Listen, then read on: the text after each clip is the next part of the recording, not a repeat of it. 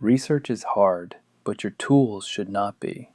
Subthesis.com is the free alternative to expensive software.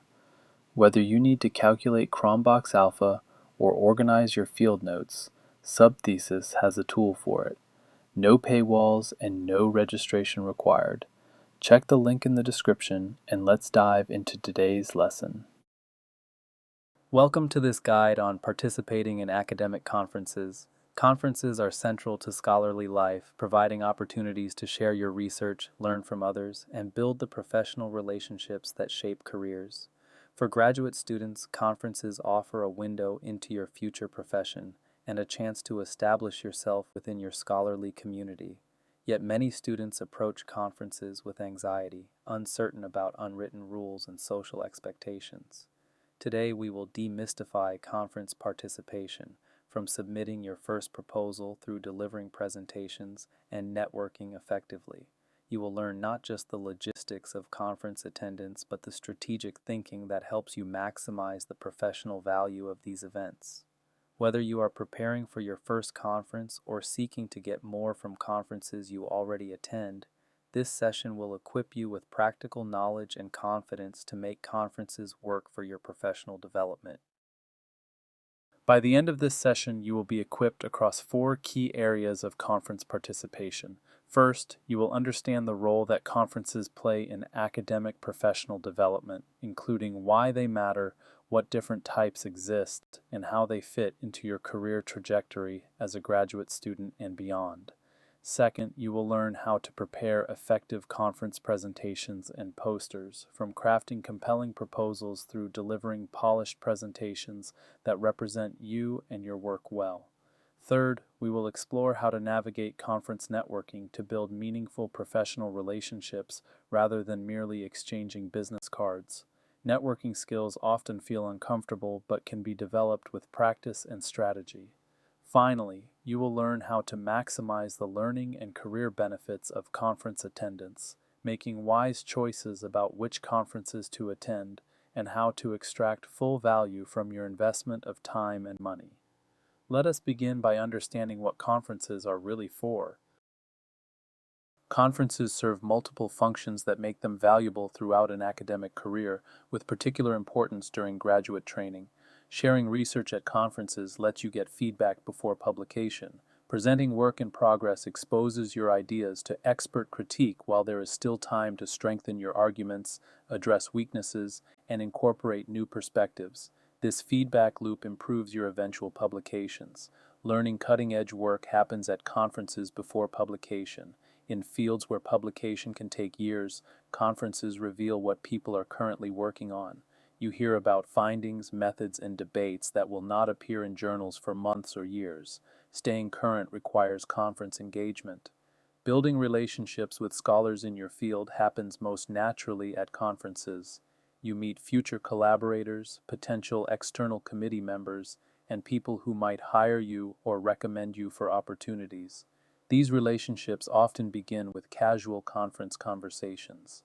Establishing visibility makes you known within your scholarly community. When your name is associated with interesting work and you have met people personally, opportunities flow more readily. Being invisible outside your own institution limits your professional options. Conferences create visibility that publications alone cannot provide.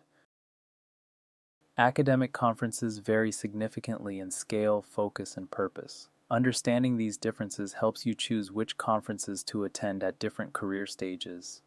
Major disciplinary conferences draw thousands of attendees and cover the full breadth of a field.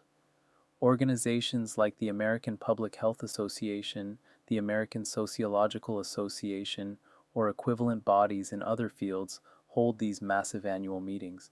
The scale provides breadth, but can feel overwhelming. These conferences offer broad networking and exposure to diverse work, but may be less focused than smaller meetings. Specialty conferences focus on particular topics within broader fields, attracting smaller communities of scholars with shared interests. These meetings enable deeper engagement with specific research areas. If your dissertation topic has a relevant specialty conference, attending provides access to the people most likely to care about and engage with your work.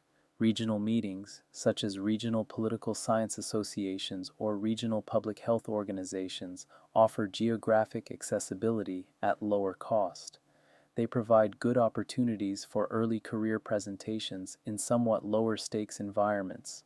The smaller scale can also facilitate networking in ways that massive conferences cannot. Workshops and symposia bring together selective groups for deep engagement with specific topics.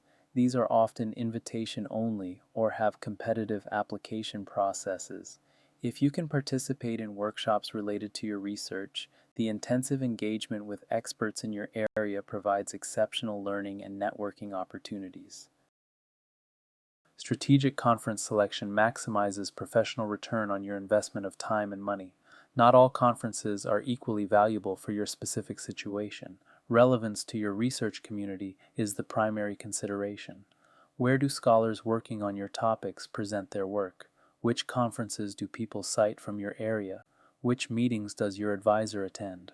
Being present where your community gathers matters more than attending prestigious conferences where your work does not fit. Consider stage appropriateness for your career. As a new graduate student, presenting at a regional meeting or specialty conference where the audience includes supportive colleagues may be better than diving into a massive disciplinary conference. As you progress, shifting toward larger venues and higher visibility presentations makes sense. Budget reality constrains choices. Conference registration, travel, and accommodation costs accumulate quickly.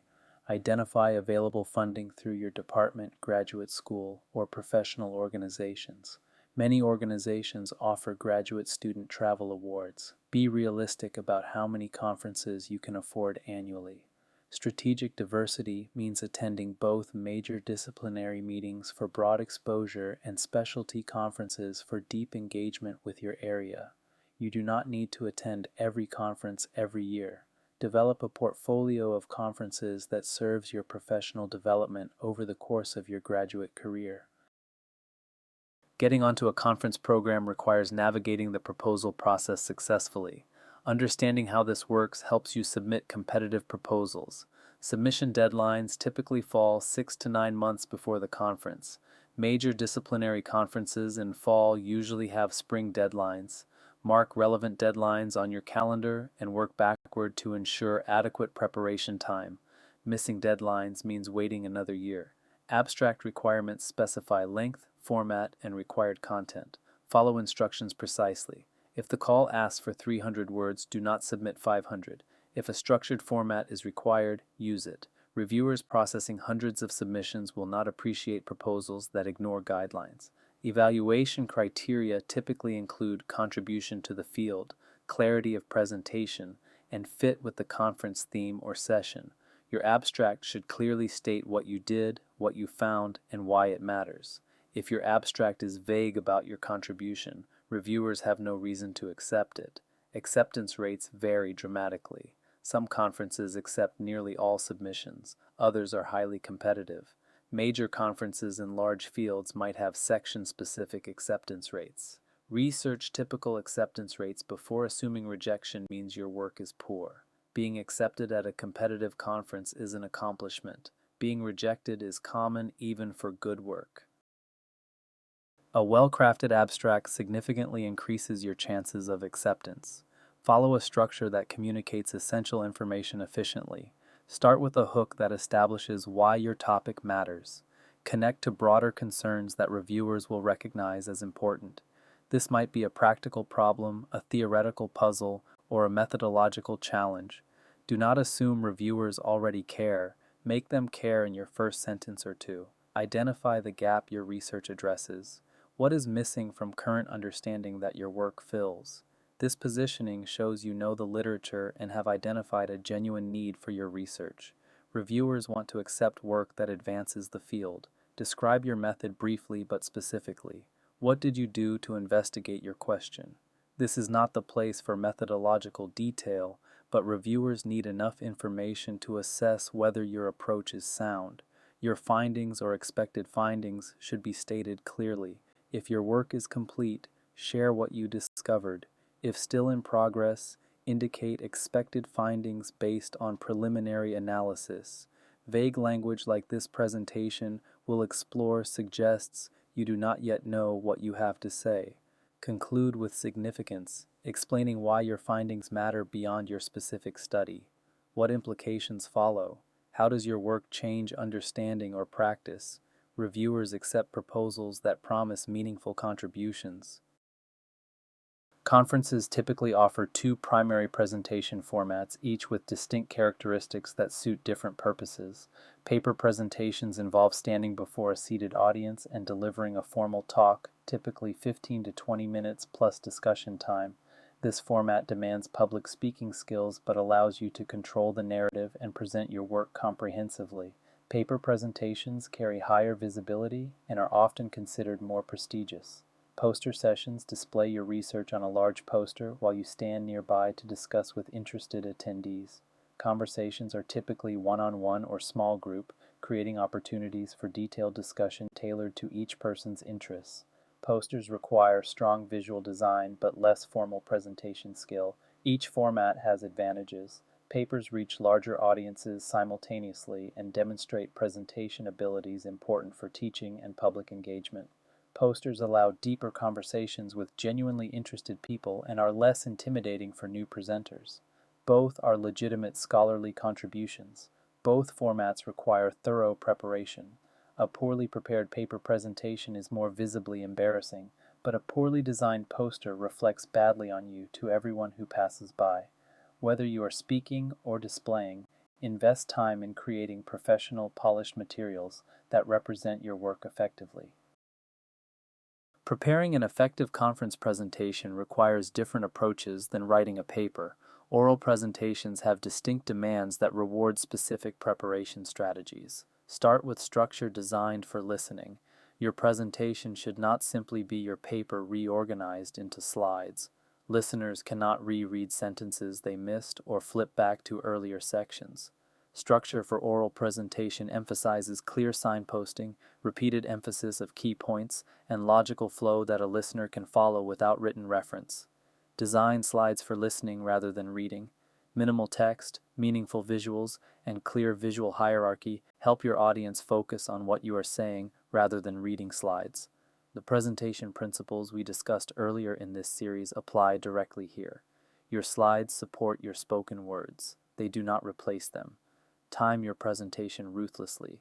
If you have 15 minutes, your content must fit in 15 minutes, with some buffer for pace variation. Going over time is disrespectful to other presenters and annoying to audiences. Practice repeatedly with a timer until you can reliably hit your target. Prepare for questions by anticipating what audience members might ask. What are the weak points in your study? What obvious objections might arise? What clarifying questions are likely?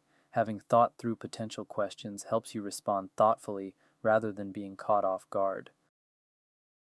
Poster design requires balancing comprehensiveness with visual clarity. A good poster enables quick understanding while inviting deeper conversation. Visual hierarchy guides viewers through your content. The most important elements, title, and key findings should be most prominent. Use size, color, and placement to create clear priority. Viewers should grasp your main point in the first few seconds of looking at your poster. Minimize text to include only main points. Posters that replicate paper sections with dense text will not be read. Bullet points, brief phrases, and meaningful visuals communicate more effectively than paragraphs. Your presence at the poster provides detailed explanation. The poster itself provides framework and highlights. Clear sections following conventional organization help viewers navigate. Introduction or background establishes context. Methods briefly describes your approach. Results presents key findings, ideally with graphs or figures. Conclusion states what you learned and why it matters. This familiar structure helps viewers quickly find what interests them. Readable fonts are essential. Your title should be readable from several feet away. Body text should be readable from conversational distance without squinting. Many templates use fonts that are far too small. Test your poster by viewing it from appropriate distances before printing. If someone cannot read it, they will not engage with your work. The delivery of your presentation matters as much as its content. Strong delivery helps your ideas land effectively. Poor delivery undermines even excellent research. Know your opening cold. The first 30 seconds set the tone and your nerves are highest at the start. Memorize your opening so you can deliver it smoothly even when nervous. Once you get rolling, anxiety typically decreases and you can rely more on your notes or slides. Make eye contact with your audience rather than reading slides or staring at notes. Eye contact creates connection and keeps audiences engaged. If direct eye contact feels overwhelming, look at people's foreheads or scan the room methodically.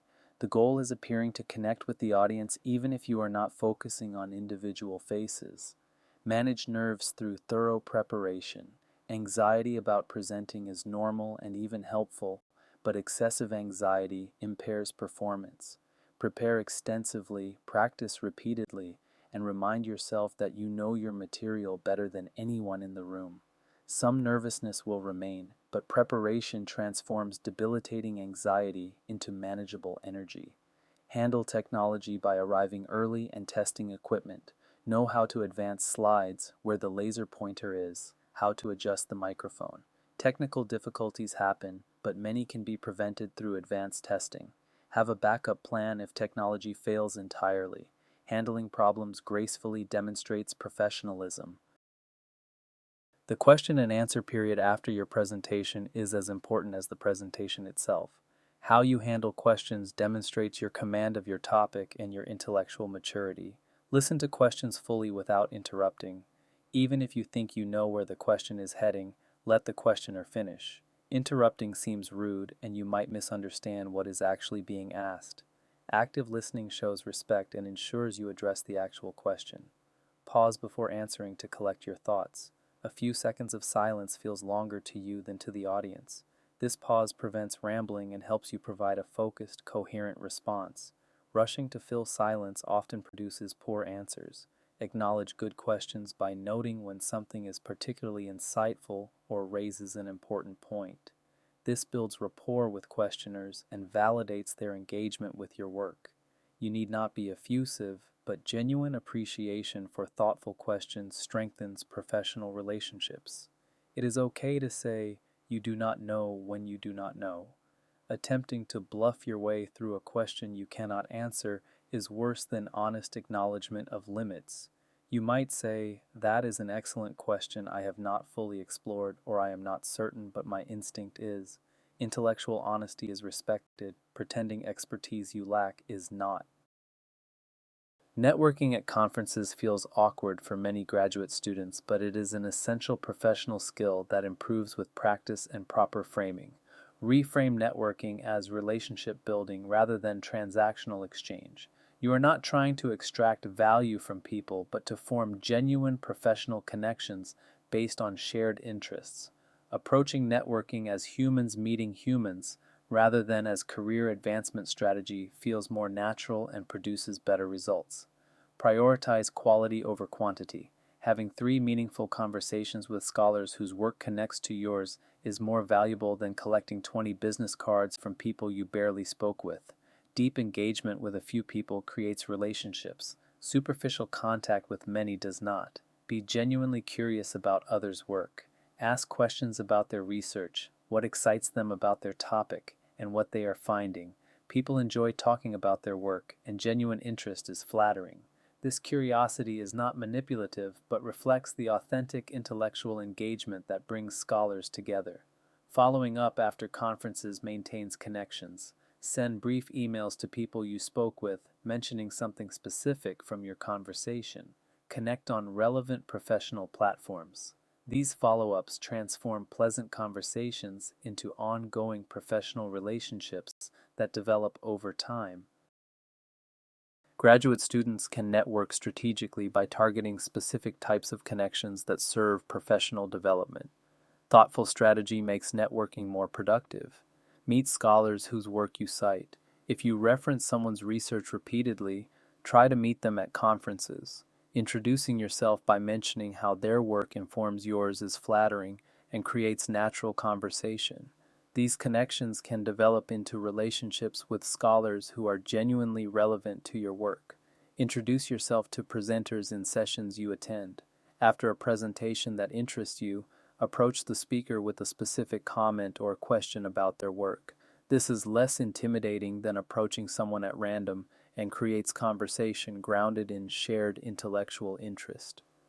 Connect with other graduate students at various stages and institutions. Your peer cohort across the field will be colleagues throughout your career. Today's fellow graduate students are tomorrow's collaborators, reviewers, and recommendation letter writers. Peer relationships often feel more comfortable to initiate than connections with senior scholars.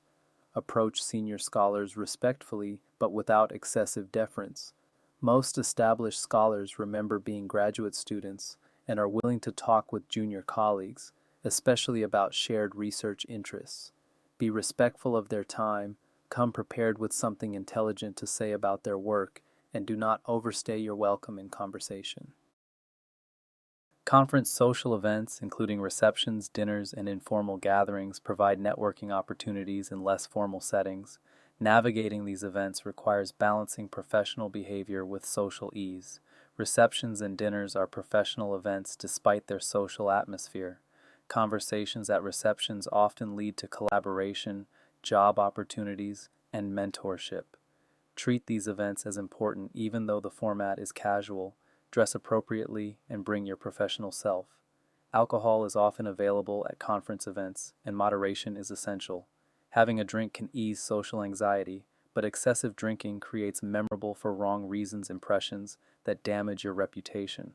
Know your limits and err on the side of restraint. Your career is not worth risking for extra drinks at a conference reception. Entering conversations at receptions feels awkward but is expected. People at conferences anticipate meeting new people. Approach a group, wait for a natural pause, introduce yourself, and ask what they are discussing. Most groups will welcome you. If a conversation is clearly private, apologize and move on. Graceful exits keep you circulating. You do not need to spend the entire reception talking to one person. After a reasonable conversation, you can say it was great talking with you and then move on. Circulating lets you meet more people and is expected conference behavior. Staying with one person or group the entire event limits your networking. Conferences offer exceptional learning opportunities beyond presenting your own work. Strategic attendance and active engagement maximize what you learn. Choose sessions strategically, including some beyond your narrow area. Sessions directly related to your research provide obvious value, but attending sessions in adjacent areas can spark unexpected connections and broaden your perspective. Balance focused relevance with exploratory breadth. Take active notes focused on ideas, questions, and connections rather than transcription. What ideas are interesting? What questions arise? How does this connect to your own work? Active note-taking engages you with content and creates useful records for later reference. Ask questions in sessions you attend. This engages you with the material, creates interaction with presenters, and makes you visible in the scholarly community. Thoughtful questions demonstrate your intelligence and engagement. If public questions feel too intimidating, approach presenters after the session for private conversation. Identify follow-up actions from sessions you attend. Note papers you want to read and people you want to contact. Schedule time after the conference to actually pursue these follow-ups. The value of conference learning extends beyond the event itself when you engage with new ideas and connections afterward. Practical logistics affect your conference experience significantly. Attention to these details reduces stress and helps you focus on professional activities. Register early to secure early bird rates, which can save hundreds of dollars at major conferences. Many conferences also have graduate student rates that require verification of student status. Confirm your registration and keep confirmation information accessible. Book accommodation early, especially for conferences in expensive cities. Hotels near conference venues fill quickly and prices increase closer to the event. Consider sharing rooms with fellow graduate students to reduce costs. Your department may have guidance about acceptable lodging expenses if using university funds. Book travel in advance when possible. Flight and train prices generally increase as departure approaches. If driving is feasible, coordinating with others attending the same conference can share costs and provide company. Confirm travel arrangements multiple times before departure. Pack presentation materials and professional attire. Bring your slides on multiple formats, including flash drive and cloud backup, in case of computer problems. Bring appropriate clothing for presentations and formal events. Comfortable shoes matter enormously since conferences involve extensive walking and standing. Prepare for variable room temperatures with layers. The value of conference attendance extends well beyond the event itself. Post-conference follow-up converts conference experiences into lasting professional benefits. Follow up on connections within 1 week while conversations remain fresh. Send brief emails referencing your specific conversation and expressing interest in staying in touch. Connect on professional platforms. This follow-up distinguishes you from the many people who never follow up. Pursue papers and ideas you noted during sessions. Read the papers that interested you. Explore the connections you identified. Too often, conference notes languish unreviewed, and their potential value is lost. Schedule time within 2 weeks of returning to process your notes and take action. Incorporate feedback you received on your presentation into your work. If questioners raised valid concerns, address them. If suggestions could strengthen your analysis, consider them. Conference feedback is free consulting from experts in your field. Use it. Reflect on your conference experience to improve future attendance. What sessions were most valuable? What networking strategies worked? What would you do differently? This reflection helps you develop increasingly effective conference strategies over time. Each conference should inform how you approach the next. Virtual and hybrid conferences have become common, offering different advantages and challenges than traditional in-person meetings. Adapting your approach maximizes value from these formats. Virtual attendance reduces costs dramatically by eliminating travel and accommodation expenses. This accessibility is particularly valuable for graduate students with limited funding. However, virtual conferences present different challenges, including time zone difficulties, competing local demands, and reduced serendipitous interaction. Engagement at virtual conferences requires intentional effort. Without physical presence at a venue, it is easy to be passive or distracted. Block your calendar during virtual conferences as you would for travel. Close other applications. Treat virtual sessions as seriously as in-person ones. Passive background attendance provides little value. Technical preparation prevents problems during virtual presentations. Test your camera, microphone, and internet connection. Know how to share your screen and advance slides. Have a backup plan if technology fails. Arrive at virtual sessions early to troubleshoot any issues before your presentation begins. Networking adapts to virtual formats. Use chat functions actively during sessions. Reach out via email or professional platforms to people whose presentations interest you. Some conferences facilitate virtual networking through scheduled video calls or social hours. These opportunities require more initiative than running into someone at a coffee break, but meaningful connections remain possible. Let us consolidate the essential lessons from today's exploration of academic conference participation. First, choose conferences strategically based on your career stage, research area, and available resources. Attend conferences where your scholarly community gathers and where you can contribute meaningfully. Build a conference portfolio that serves your professional development over time. Second, prepare presentations and posters thoroughly. Conference presentations represent you to your professional community. Invest time in crafting clear proposals, designing effective visuals, practicing delivery, and preparing for questions. Professional presentation builds reputation and credibility. Third, approach networking authentically through genuine curiosity about others' work. Building real professional relationships matters more than collecting contacts. Be interested in people, follow up on connections, and cultivate relationships over time. Fourth, follow up after conferences to convert attendance into lasting value. Contact new connections, pursue interesting ideas, incorporate feedback into your work, and reflect on your experience. Post-conference follow-through distinguishes productive conference attendance from pleasant but forgettable experiences. Conference participation is a skill that develops with practice. Your first conferences may feel awkward and overwhelming. With experience, you will develop comfort and strategies that make conferences valuable professional experiences. Start attending conferences early in your graduate career and build your skills progressively. Writing the thesis is a marathon, not a sprint, but you do not have to run it alone. If you are feeling stuck with your data or overwhelmed by your sources, let us help. Head over to subthesis.com. It is completely free and designed to make your life easier. You are making progress. Keep going. And don't forget to subscribe for more support.